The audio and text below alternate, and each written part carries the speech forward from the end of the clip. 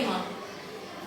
சம உயரங்களுடைய இரு நேர்வட்ட கூம்புகளின் ஆரங்கள் 1:3 என்ற விகிதத்தில் உள்ளன.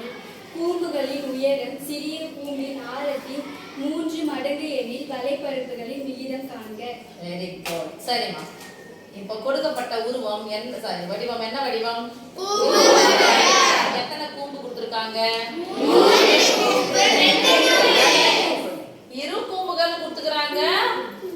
எத்தனை கூம்பு கொடுத்திருக்காங்கம்மா? அப்ப ஆரம் எத்தனை இருக்கணும்? அப்புறம் என்ன அளவு இருக்கணும்? ஒரு கூம்புன்னு எடுத்துக்கிட்டா என்ன இருக்குன்னு சொல்லுங்க. என்ன இருக்கணும்? அதுக்கப்புறம் ஃபர்ஸ்ட் வார்த்தை அது சம உயரங்களுடைய. உயரம் சமமா இருக்கு. உயரம் எப்படி இருக்கு? சமமா இருக்கு. இதோட இந்த பேர் சொன்ன பெருசா தான் போடணும். ஏன்னா ஒரு கூம்பின் ஆரம் ஒரு பங்குனா இது எத்தனை பங்கு? ரெண்டாவது கூம்புக்கு ஆரம் இது மாதிரி 3 பங்கு போடணும். என்னால 3 பங்கு போட முடியல. ஆனா உயரம் சமமா இருக்கிற மாதிரி வச்சிடறேன். h உயரம் முதல் கூம்புக்கு என்னன்னு சொல்லலாம்? இரண்டாவது கூம்பு ஃபர்ஸ்ட் வார்த்தை பாருங்க சம உயரங்களுடைய. அப்ப உயரம் எப்படி இருக்குது? சமமா இருக்கு. அப்ப h1 போட வேணாம், h2 உயரம் சமமா இருக்கு. படத்துல இருந்தே நான் அப்படியே சொல்லிட்டு போறேன். உயரம் சமமாக இருக்கிறது. இரு கூம்புகளின் ஆரங்களின் விகிதங்கள். நேர்வட்ட கூம்பின் இரு கூம்புகளின் ஆரங்களின் விகிதம். ஆரங்களின் விகிதம் அப்படின்னு சொன்னா முதல் கூம்பின் ஆரம் நம்ம என்ன சொல்லி வச்சுக்கிறோம்? ஒரு சொல்லுதுப்பா. முதல் கூம்பின் ஆரம் R1, இரண்டாவது கூம்பின் ஆரம் R2. அப்போ இரு நேர்வட்ட கூம்புகளின் ஆரங்கள் 1:3 என்ற விகிதம். அப்பனா இது R1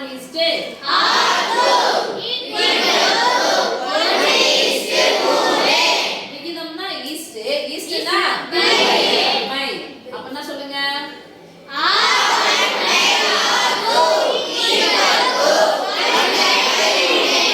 இப்ப பாருங்க இதுக்கு ஏதோ ஒரு அளவு இன்னொரு அளவுடைய பெருக்கல் பலனாகவோ அல்லது வகுத்தல் பலனாகவோ எப்படி எழுதணும். அப்ப என்ன பண்றோம்? இந்த வகுத்தலாம் இருக்கிற R2 சமக்குறிக்கு அந்த பக்கமா போனா பெருக்கலா மாறும். இந்த வகுத்தலா இருக்கிற 3 சமக்குறிக்கு இந்த பக்கமா போனா சொல்லுங்க. this implies இந்த 3 தான் பக்கம் வச்சு 3 into R1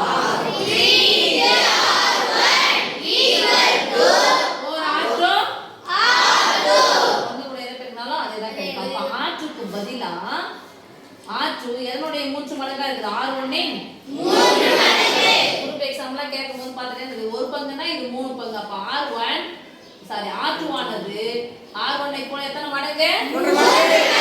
அவ்வளவுதான். இது சிம்பிளா சொல்லிடுங்க. ஓகேவா? இது R1 இது R2 அப்படினு சொன்னா R2 தான் அதிகமா இருக்குது. எத்தனை மடங்கு R1 ஐ போல? 3 மடங்கு. அடுத்து என்ன கொடுத்திருக்காங்க பாருங்க. ஒரு கண்டிஷன் கொடுத்திருக்காங்க. கூம்புகளின் உயரம். கூம்புகளின் உயரம் என்னமா? h. ரெண்டுமே சம உயரம் சொல்றாங்க. அப்ப h. கூம்புகளின் உயரம் சிறிய கூம்பின் ஆரத்தின். சிறிய கூம்பின் ஆரம் எது? சிறிய கூம்பு R1 R2 R1. முதல் கூம்பின் ஆரம் தான் சிறிய கூம்பு. அப்ப சிறிய கூம்பின் ஆரத்தின் என்னன்னு சொல்லி கொடுத்துறாங்க. அப்ப உயரம் அப்படின்னு சொன்னா குறி என்ன பண்ணா கூம்புகளின் உயரம் h சிறிய கூம்பு எதுமா? முதலாவது கூம்பின் ஆரத்தின் அப்படின்னா குறி போட போறோம். ஆரத்தில் இல்லனா ஆரத்தின் இன்ன இல்லன்னு வந்துச்சுனா பெருக்கல் போட்டுக்கோங்க. எத்தனை மடங்கு? 3 மடங்கு. என்ன நம்பர் போடலாம்? 3. this implies h மே மாறிலி முன்னாடி நம்பர் வந்து முன்னாடி சொல்லுங்க. 3 into R1 3 times R1. இப்ப பார்க்க போறோம். நமக்கு வலைப்பரப்புகளின் விகிதம் வேணும் அப்படின்னு சொன்னா வலைப்பரப்புகள்ல எது காமனா இருக்கு? எது மாறாது? மாறாது. எது கூட பெருக்கணும்? L1 நம்ம கண்டுபிடிக்கணும். இங்க என்ன கண்டுபிடிக்கணும்? L2 என்ன முக்கோணம்? செங்கோண முக்கோணம். பித்தாகரஸ் சொல்லுங்க. ஒரு செங்கோண முக்கோணத்தில்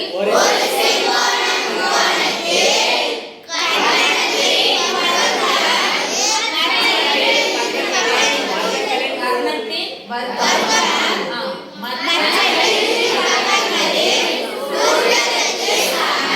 வர்க்கம்ன்ற வார்த்தை மிஸ் பண்றீங்க. வர்க்கங்களின் கூடுதலுக்கு சமம். வர்க்கங்களின் அப்போ எது செங்கோணம்னா இந்த நேர் செங்குத்து கோடு ஆப்போசிட் இருக்கிறது தான் கர்ணம். அப்போ L1 ஸ்கொயர் ஈக்குவல் டு மற்ற இரு பக்கங்கள் வச்சிருக்கீங்க R1 இருக்குது. மற்ற இரு பக்கங்களின் okay L1 square equal to H square பதிலா என்ன பண்ணலாம்? H க்கு பதிலா 3 * R1 ஸ்கொயர்னா 3R1 த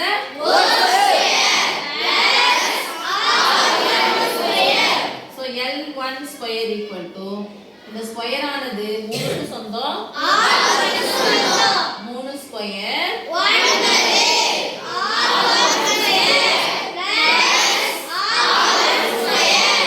R1 ஸ்கொயர் உடைய கீழ் என்னது 1 ஒண்ணுமே இல்ல என்னது சமயத்தம் 1 R1 ஸ்கொயர் R1 9 ஒண்ணையும் கூட்டினா என்னுடைய மதிப்பு L1 ஸ்கொயர் L1 ஸ்கொயர் உடைய மதிப்பு. நமக்கு என்ன தேவை? L1 தான தேவை. அப்ப ஸ்கொயர் ரூட் எடுக்கலாமா? இந்த ஸ்கொயர் ரூட்டும் ஸ்கொயர் ரூட்டும் இந்த ஸ்கொயர் ரூட் ஆனது எதுக்கு சொந்தம்? R1 ஸ்கொயருக்கும் இந்த ஸ்கொயர் ரூட்டும் L1 equal to square root of square root of 10 into எங்க போலாமா? அதேதான் பித்தாகரஸ் தேற்றம் சொல்லுங்க. ஒரு செங்கோண முக்கோணத்தில் கர்ணத்தின் சொல்லுங்க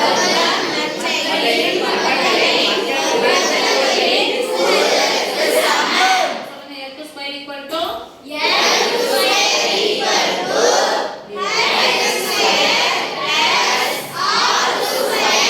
இப்போ L2 ஸ்கொயர் கண்டுபிடிக்க போறோம். H ஸ்கொயருக்கு பதிலா நான் என்ன போட போறேன் சாமி?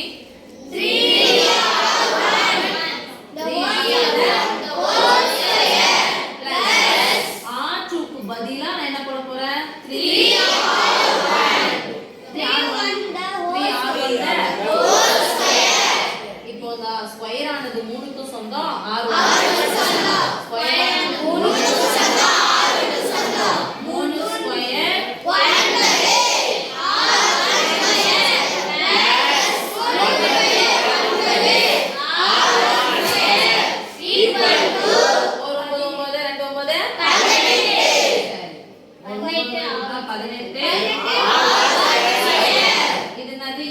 ஸ்கொயர் எனக்கு தேவை L2 மட்டும் தான் தேவை.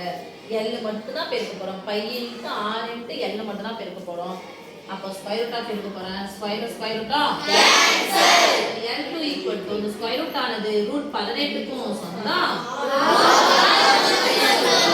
R1 ஸ்கொயருக்கும் square root of L2 equal to இதை எப்படி போலாம் பாருங்க.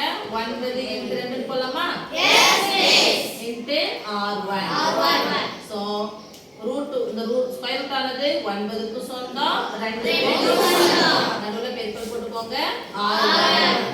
இந்த பாரு சாமி 9 எதனுடைய ஸ்கொயர்? 3 ஸ்கொயர். சோ ரூட் 9 இருந்துச்சுனா அது பதிலா என்ன போட்டுனா போதும் 3. ஏனா 3 ஸ்கொயர் இருக்கும். Square root cancel. 3 root 2 R1 into R1 into L2 உடைய மதிப்பு. இப்போ அவங்க என்ன கேக்குறாங்க? வளைபரப்புகளின் விகிதம் காண்க. வளைபரப்புகளின் விகிதம் என்னது? அப்ப முதல் கூம்பின் வளைபரப்பு கூம்புகளின் விகிதம்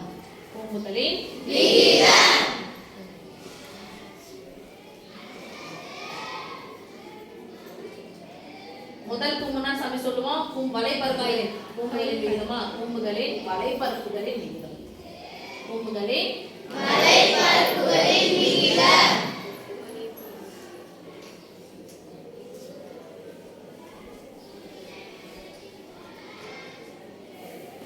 அப்போ கூம்புகளின் வளைபரப்பு ஃபார்ம் என்ன சாமி? ஸ்கொயரா ரெண்டு கூம்பு இருக்கு. இங்க L1 R1 இந்த விகிதம்னா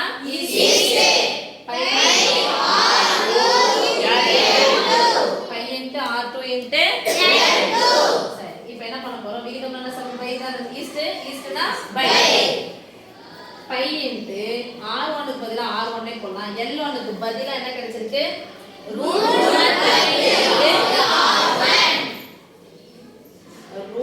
10 into r1 is என்னது பை எல்லாத்துக்கும் நடுவுல புரியுதுங்களாப்பா பை into r2க்கு பதிலா என்ன பண்ணலாம் பாருங்க r2க்கு பதிலா 3 into r1 into L2க்கு பதிலா என்ன பண்ணலாம் 3 root 2 into r1 எல்லாத்துக்கும் நடுவுல பெருக்கல் குறி இருக்குன்னு பார்த்தாச்சா yes miss so by by cancel இதுக்கு நடுவுலயும் பெருக்கல் குறி தான் சோ r1 r1 கேன்சல் இந்த r1 இந்த r1 கேன்சல் வேற என்ன இருக்குன்னு பார்த்தலாமா root 10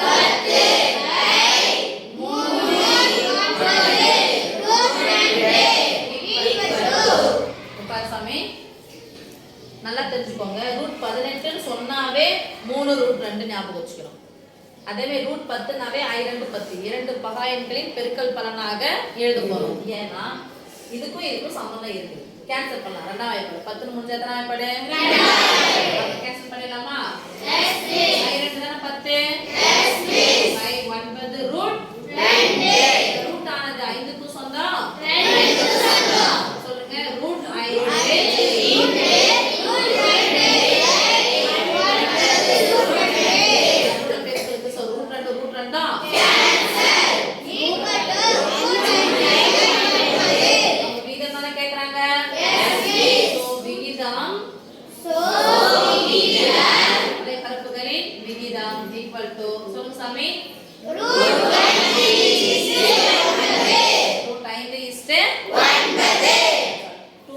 கேட்டாலும் இவ்வளவு பெரிய கணக்கு 2 மார்க்ல வச்சு கேட்டாலும் உங்களுக்கு ஆன்சர் என்ன பண்ண தெரியும்னா போட தெரியும். மணியக்கார் பரீட்சைக்குலாம் இதே மாதிரி பெரிய கணக்கா கொடுத்துருவாங்க ஆன்சர் கேட்பாங்க. அப்போ உட்காந்து இவ்வளவு ஃபார்முலா போறது நமக்கு என்ன இருக்கும் ரொம்ப கஷ்டமா இருக்கும். அதனால இதை பார்த்த உடனே ஓகே 1 மடங்கு இது 3 மடங்கு அப்போ 3 into r1 இதை போடுங்க. இதை r2 3 into r1 போடுதுன்னு டக்கு டக்கு டக்குன்னு சால்வ் பண்ணி போகணும். அதுக்கு என்ன தேவை ப்ராக்டிஸ் தேவை. இந்த கணக்கு போட்டு போட்டு பார்த்தீங்கன்னா வந்து உங்களுக்கு ப்ராக்டிஸ். ஓகேவா? Thank you ton.